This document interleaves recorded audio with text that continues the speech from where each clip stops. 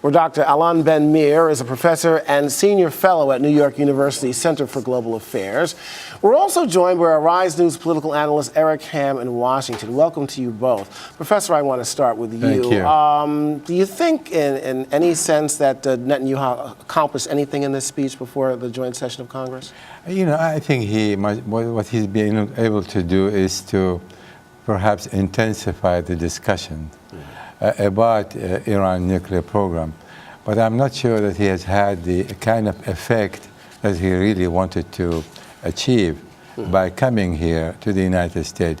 He could have said and done with far more effectiveness had he spoken, quietly between him and President Obama and his national security staff about the same issues without making this kind of public demonstrations, which has actually undermined rather than helped U.S.-Israel relations. And Eric, I want to bring you in from Sure. Washington on this. Of course, there has been backlash, not just in this country, but of course in Israel as well. Could you tell us about the backlash and what do you make of all this?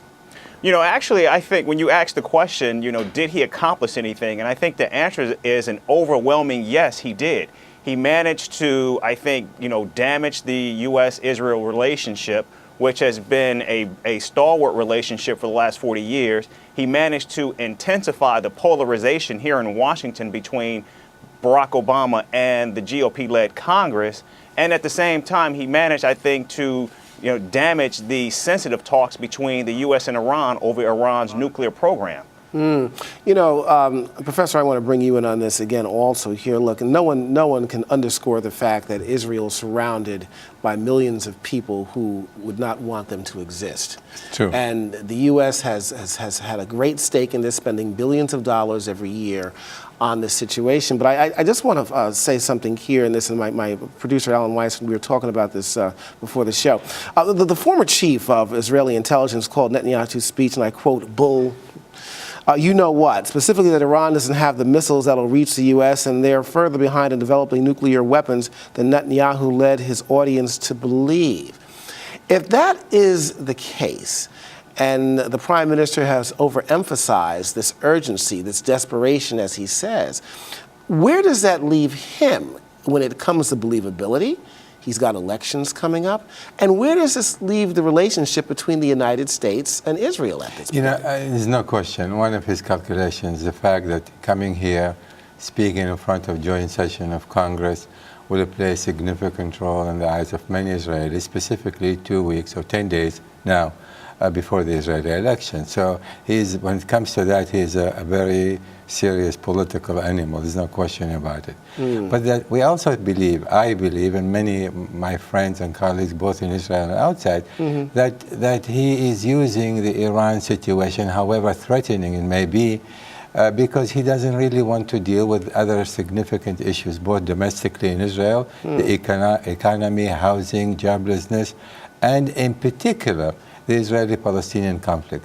He's been now six years in power, and there's zero progress on the Israeli-Palestinian conflict, which worries many, many Israelis.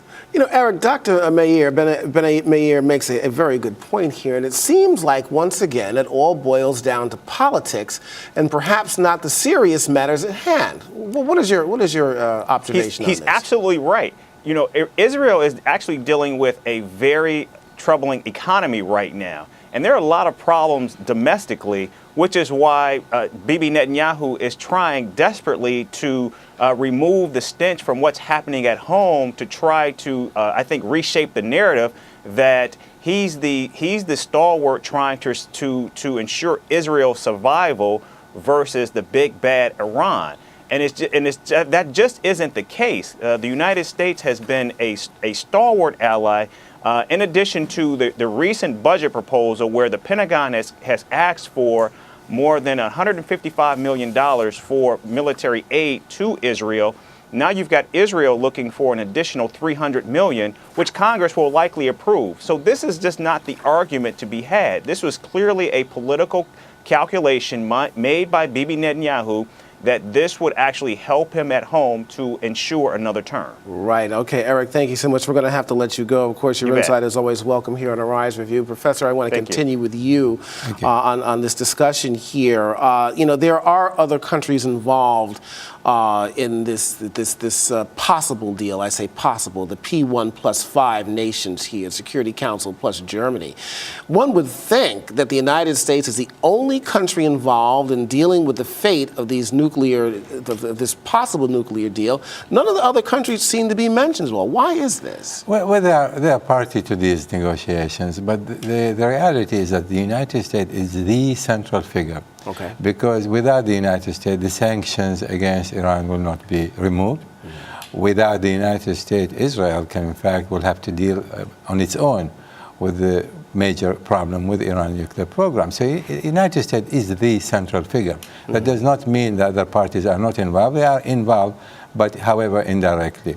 What we need to mention here, I think very important, when Netanyahu says this is a bad deal, I would like to ask him the question, what is a good deal? As if you can say, it is a bad and good. How do we leave Iran? If this is a bad deal, what is Iran going to do for the next 2, 3, 5, 10 years? It's going to pursue its nuclear weapons program. It's going to probably forbid international monitors from coming there. So what we are saying is it is better to have a deal that will last 10 years, for example, in this particular case, where monitors will be there. Very stringent monitoring system, unfettered, unannounced. So at least we would know, if not 100%, maybe 95%, what Iran is up to.